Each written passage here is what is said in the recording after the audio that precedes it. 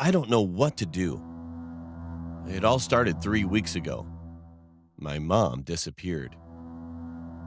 She was at home in the morning, nothing different. She hugged me, saying goodbye, wished me luck with school, and gave me a packed lunch. And when I got home that evening, she wasn't there. She didn't come back. So we called the police and all of the search was set up. The whole town came together and held a giant search party, lasting through the night, but there was no sign of her at all. She had just completely vanished. The weeks since were hell for both me and my dad. Rumors started spreading through town, and particularly around the school, that my mom had been murdered. Dad took things a lot worse than I did. He was a carpenter, so it wasn't unusual behavior for him to disappear into the garage for a long time to work on a chair or table or something. Especially, it was what he always did when he was stressed. I figured that's just how he was dealing with the grief. We barely spoke over the next couple weeks. He was locked in there from sunrise to midnight. And we might bump into each other at one point, but he'd just say goodnight and went to bed. Sure, it was a bit weird, but I understood that he was going through a lot. But the longer he spent in there, the less I was sure he was doing woodwork. There were large bottles of bleach popping up in our bins, and Dad barely took any break.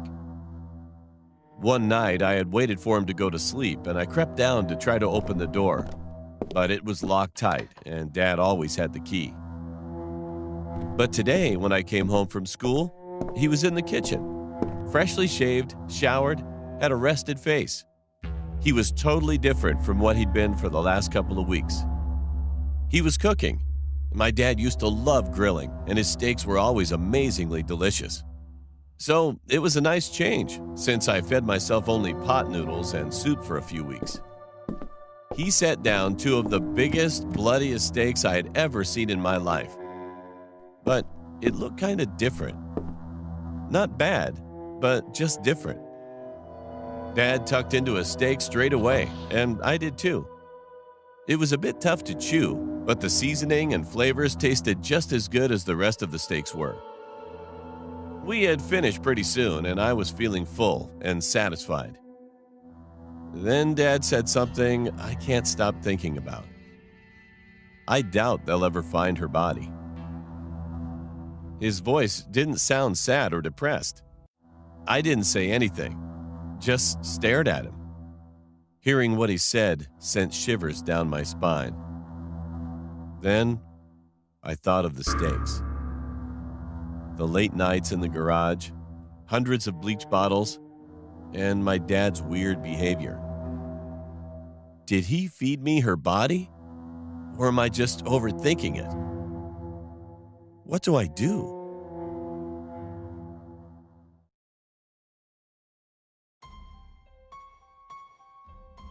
When I was 16, my parents, brother, and I were living in an apartment on the fourth floor. Every night, we heard crazy laughing outside of our house. At first, we just thought it could have been a neighbor taking care of a sick person, so we didn't worry about it. Then one night, I heard laughing again. It was 11 p.m., and everyone in my house was sleeping. I got out of bed and looked out the window, and I saw nothing. And as soon as I looked out the window, the laughing stopped. It was kind of weird, but anyway, I just went back into bed and slept. After that, I had to use the bathroom at 4:30 a.m. The bathroom was downstairs in the hall, and the bathroom window was facing a big field of grass and a parking lot. After I finished using the bathroom and washed my hands, I heard that crazy loud laugh again for about a whole 30 seconds. It sounded like this person didn't even get tired. He seemed that he needed to catch his breath from this loud and long laughing. I proceeded to look out the window again, and then I saw a group of about 5 dogs going crazy around something. And when the dogs moved, I absolutely felt fear. There was something, another dog. I think it was a dog. It had a dog body and paws, but not a dog face. It had a human face, and it was staring at me. It looked at me for a minute and then started to slowly smile, and then laughed again. And that was the same voice that I've heard constantly. I ran to my room, but I couldn't go back to sleep. The next morning, I told my parents and brother what had happened, and they thought I had a nightmare. I said that I swear it wasn't a nightmare, but they didn't believe me. They just laughed and ignored it. Everything felt real. I know it was 100% real. But the next few days went by, and I didn't hear anything. And one day, it was getting quite dark outside. I did end up getting a cold from swimming, so my parents and brother went out grocery shopping without me. It was 9 p.m., and I took my dog for a walk for a little while. There was an abandoned house down the block, and my dog took off running to a bush suddenly. It was like something caught his attention. I ran after my dog, and literally, I had to crawl under a fence to go and get him. When I finished crawling under the fence, I ended up cutting my knee. But thankfully, I got my dog, and when I looked up, there that thing was. That dog with a human face. We were face to face. It had glowing green eyes, and it had definitely human face features, and the head was bald. I screamed, and it just started that scary laughing again. I ran away with my dog and came back home.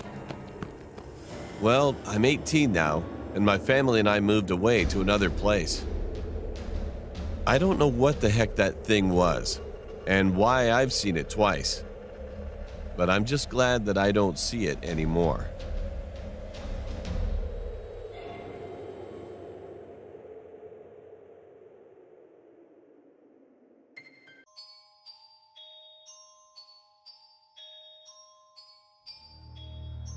I recently moved out to attend university in a different town, so I rented a flat where I live alone. Every morning, I took my bicycle, which I keep in the basement of my building, and went to my lectures. Usually, the neighborhood is quiet, but one night around 1 o'clock a.m., my door phone rang. This was unusual, but I brushed it off as a mistake from someone who got drunk. It rang again, but I kept ignoring it. This happened at least 3 different times, so it began to annoy me. One day, I returned from my lecture and found a bus ticket placed on my door handle. This ticket was from a bus in my hometown, and it appeared to be mine, as the bus number on it was the bus that I frequently used.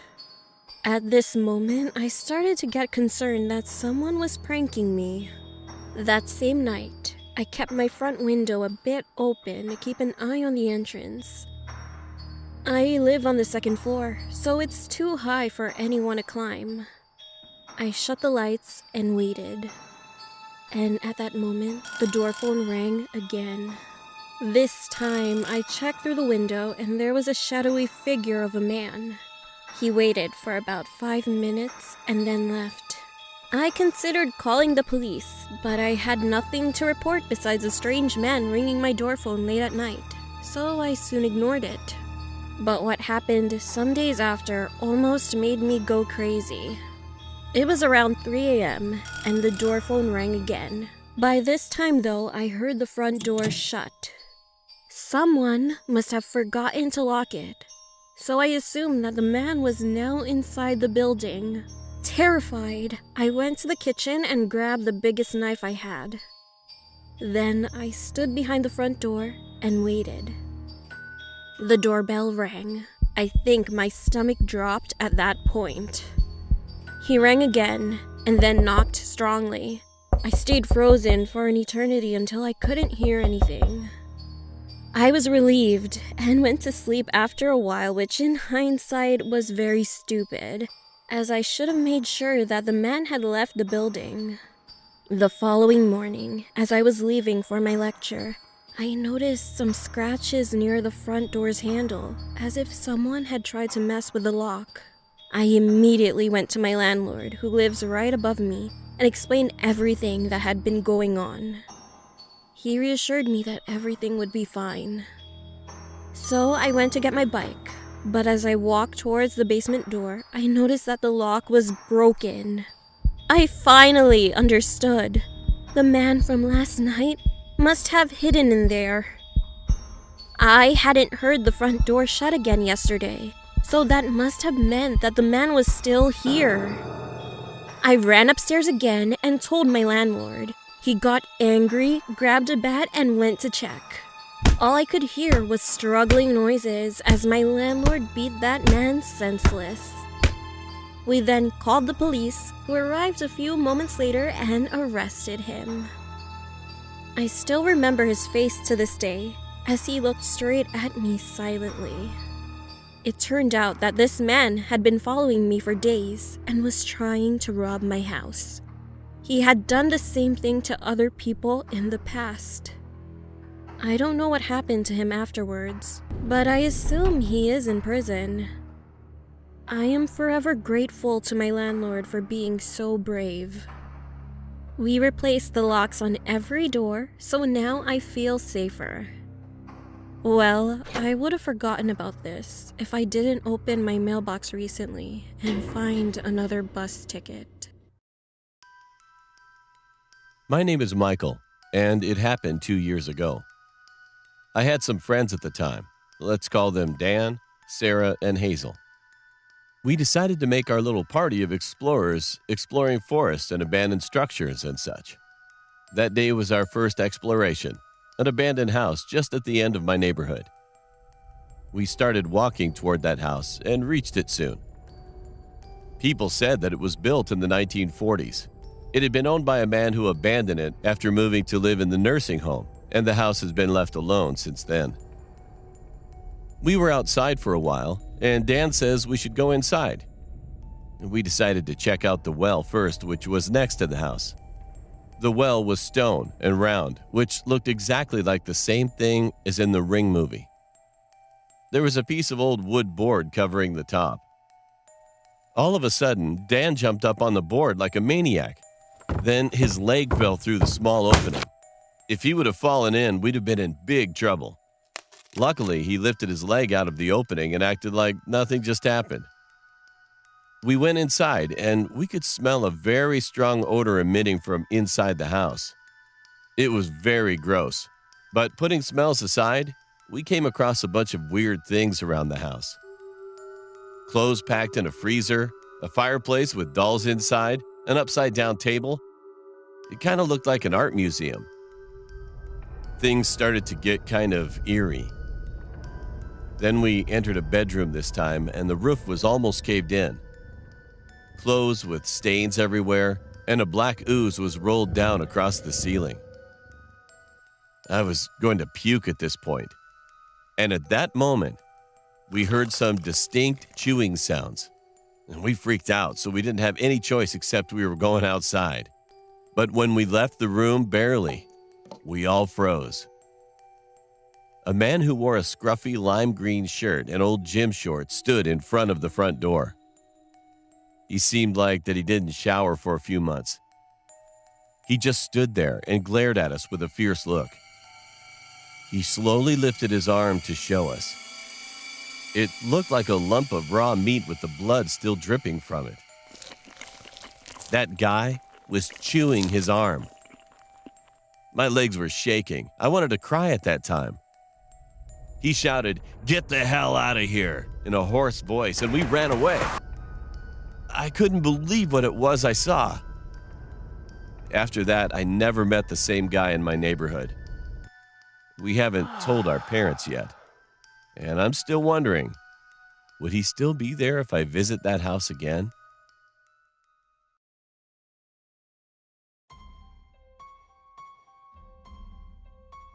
This story happened in July in the year 2016. We had the clown scandal in the US, and it was pretty crazy. People would dress up in clown costumes and stalk people, and sometimes even do worse. My friend Miguel and I went to spend the night at our other friend's house, whose name is Milo. We showed up at his house around 3 p.m. We just watched movies and ate snacks, just regular teenager stuff. Milo's house was next to a park, so we would usually go back to our home pretty late and walk the track. After watching movies all day, we eventually got bored of it, so we decided to go to the park and walk around for a bit. When we got to the park, the time was exactly 2:36 a.m. At first, we just walked around, talking about girls at our school and other stuff. After we rounded a corner around the park bathrooms, that's when we saw him. There was a man in a black and white clown costume with no mask on, standing by the swings. He was looking at us with his head slightly tilted over to his right side. I mentioned that he had no mask, so we could clearly see his face. The man had a really dirty face with long, black, greasy hair. And he had a creepy smile on his face. His smile was almost stretched cheek to cheek. Even though he was pretty far from us, we could still see that he was staring right at us. We got nervous and scared, so we agreed to run back to Milo's house, since we were on the side of the park. We started the countdown in a whisper. 3, 2, 1. And then we started running as fast as we could back to the house. After running for a minute, we made it to Milo's street and started running again toward his house in the middle of the road. When we made it to his house, we turned around to look down the street. And to our horror, we saw the man in the clown costume standing at the end of the road, only illuminated by a streetlight. He wasn't running or walking towards us.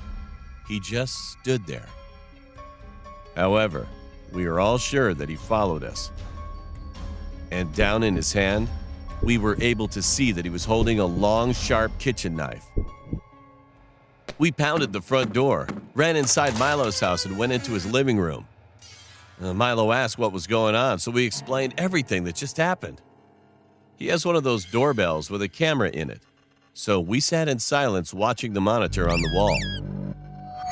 We then saw the man walking down the street looking left and right at each of the houses, probably checking to see if we were hiding. That clown guy finally stood just in front of Milo's house. We all got shocked, but we tried not to scream at all. And all of a sudden, he was looking through that camera lens of the doorbell. That was the creepiest moment I've ever had before. Luckily, he kept walking down the street, and we never saw him again. And we've never spoke to anyone about this story. And to this day, I wonder what could have happened if we didn't decide to run to Milo's house when we did.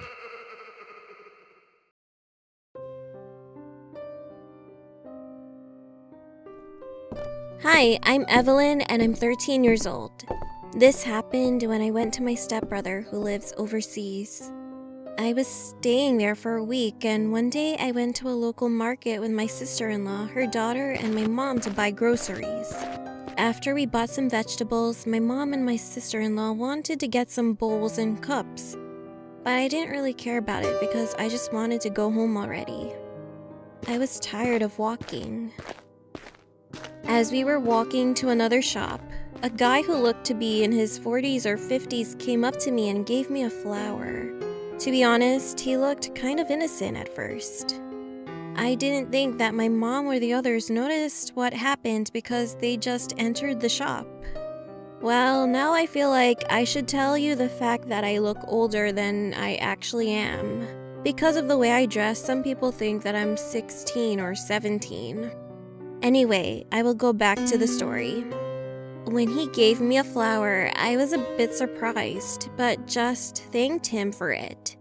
And before I turned to go, he then asked me if he could give a hug. I got a little scared because I always see lots of stuff on the internet, so I knew that I shouldn't let him hug me. I tried to give him his flower back, and I kept telling him that no, I'm not really comfortable with hugging strangers. But he kept insisting that he wanted to hug me, and I refused again and again.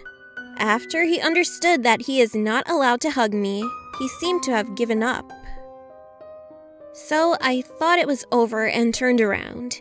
Then all of a sudden he grabbed me and tried to kiss the back of my hand. I immediately pulled my hand away, and at that point I was scared but really angry too. I knew that my mom was in the shop, but the road was quiet, so this situation was enough to make me afraid. After I pulled my hand away, he seemed surprised, like I did something wrong to him. Then he asked me if we could get married. I was asking myself if he was joking or something. I refused it, of course, but then he asked if he could have children with me. When I looked up at him, he was smiling and looked happy. I couldn't believe what I was hearing. I was literally shaking. At that moment, a miracle happened. I'm not sure if he saw another girl or he just realized there was no point in trying anymore, but anyway, he said, "All right, have a good day," and walked to the other side of the road. I was relieved that he gave up, so I rushed into the store. I got next to my mom, but said nothing. And on our way to the car, I threw the flower away, feeling disgusted. I could come back home, and I felt thankful that I would be here with my family. After that, whenever I go outside, I always beware of everything and never receive any stuff from strangers.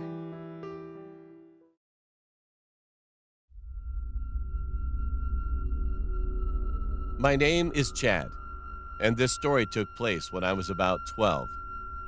I was at home with my mom since my dad was going to be out all night. 3 of my best friends came to my house for a sleepover party.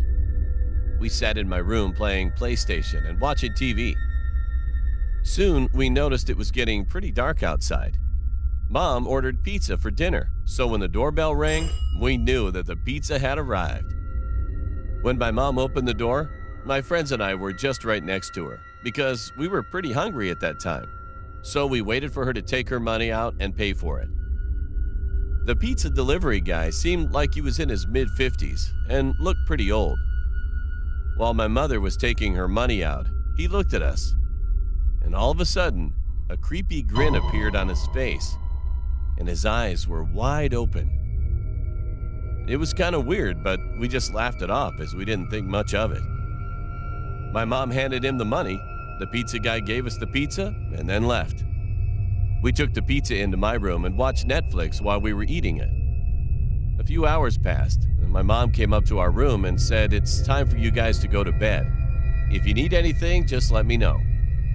My friends brought sleeping bags from their home, so we all got ready to go to bed and lied down. I turned the lights off and went into my bed. We talked to each other for about 45 minutes until it was around 11:45, close to midnight, and we eventually got tired of it. We closed our eyes, not saying a word to one another. Later that night, I heard rustling coming from the backyard. It sounded like someone was walking on a pile of leaves. At first, I thought it was a cat walking around looking for food, as they usually do. However, the next thing I heard was a loud thump. It sounded a lot closer, and like it was hitting my wall. At that time, we already all got up from our spot and heard it. We were so scared to look outside through the window and check what was going on. And then, we saw a hand on the window, lifting it up much higher. We all screamed with fear, and the guy still tried to crawl in. But one of my friends thought much faster. He locked the window, and we all ran out of my room. Then our house security alarm started going off like crazy. My mom, who was sleeping in her bedroom, came out, turned it off, and asked what was going on. We explained what just happened and looked at the cameras, which were set up outside of our house. There was a guy quietly trying to come down a ladder. I realized the thump on the wall we heard was a ladder. Mom quickly got out her phone and called the police. We locked all of the doors and came back to the monitors to look at the cameras. And we saw the man opened our backyard shed and hid in there. In just a few minutes, the police were already arrived.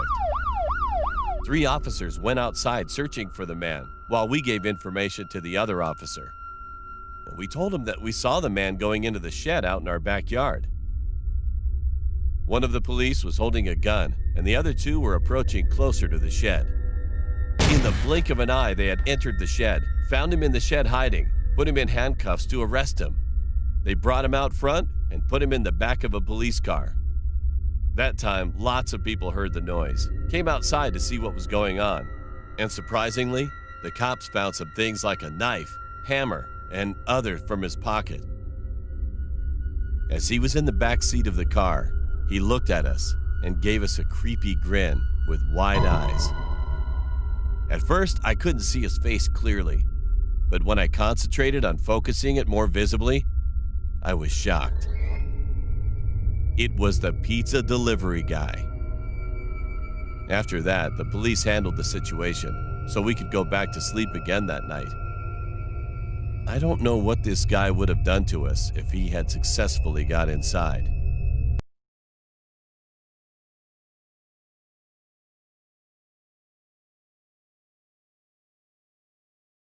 My name is Drian. Sleep paralysis happened to me very often until I turned 22. The first occurrence was when I was 12. It was summer break time, so we were having a sleepover at my aunt's house for a week. All my other cousins around my age were also there, so I was really excited during that time. One night, all of my cousins and the adults in the house were asleep. I was the only one still awake, playing games on my cousin's laptop. I was not scared at all staying up that late, because my other young cousins were in the same room as me. After I finished playing games, I went to bed around 2 or 3 a.m. I passed out quickly. Then, I woke up by something that I didn't know, and I couldn't move my body. I could only see my surrounding area and my other cousins asleep. I panicked and struggled to move.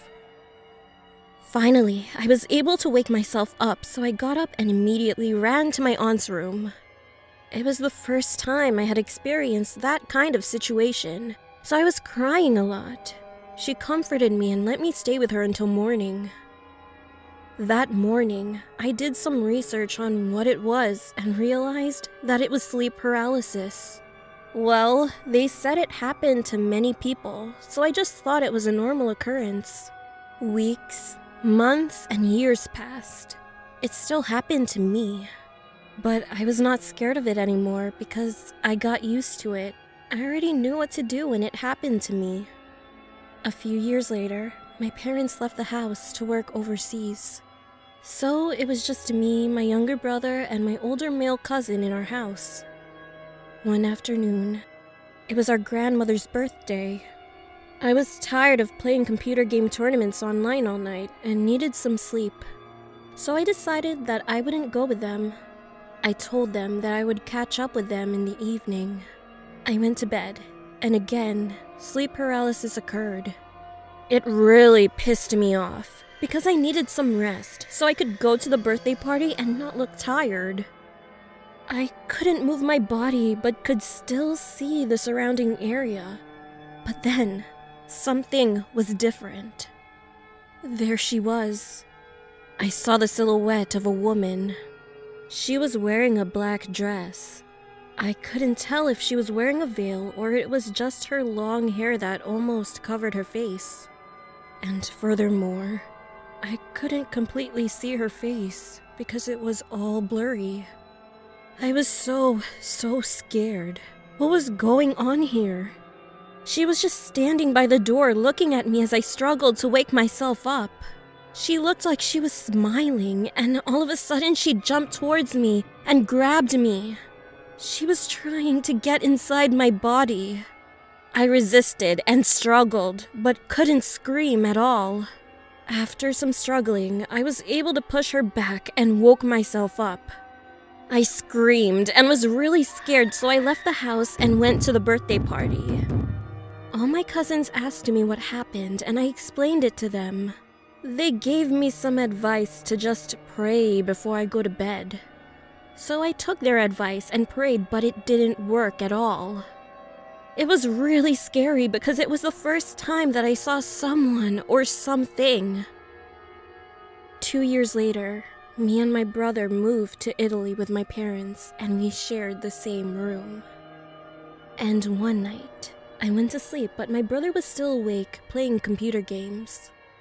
Again, I saw the same dark figure of a woman from back in our old house. She was at my feet, grabbing my legs, trying to pull me down. I tried to struggle and really wanted to scream for help to my brother, but I couldn't do it. I could see my brother looking at me with a confused face. He thought that maybe I was just dreaming and talking in my sleep. The idiot even laughed at me. I was just trying to resist and not get pulled by the dark-figured woman, and after some struggling, I was able to wake myself up. But this time, I still saw the dark-figured woman, but my brother couldn't. I pointed my finger at it, but my brother still didn't see anything. He just said there was nobody there. And seconds or minutes later, it slowly faded. I told my mother about it, and she didn't really believe me and even told me that it was because I didn't go to church and pray. Another night, sleep paralysis occurred again, and I saw this woman again. She was really close to me, but I still couldn't see her face. It was all black and blurry. And this time, she literally talked to me. She whispered into my ear, "I will give you anything you want. Money, fame, glory. All you need to do is let me in." I told her, "No, please leave me alone," and woke myself up again. That was the last time I saw her. That was in 2017, and now it's 2019. I'm 22 now. I'm not scared of sleep paralysis, but the only thing is, I'm just scared of that dark-figured woman.